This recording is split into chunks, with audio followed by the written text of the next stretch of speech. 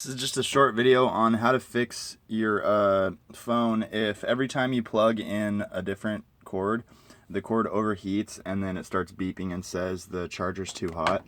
So that would be the pins shorting out in there. So how I fixed it is just I sprayed rubbing alcohol in there, and I used this little plastic pick. It's a dental flosser, and I don't recommend using anything metal or Q-tips or stuff like that. I've broken a charging port before using a little screwdriver, so the plastic works pretty good. And this is a Kyocera Duraforce Pro 2, so it has a waterproof charging port, so you can spray the hell out of it with isopropyl. But use caution if it's not a waterproof phone. There you go, it works. And as you can see, I was charging at a fast rate. Alright, there you go.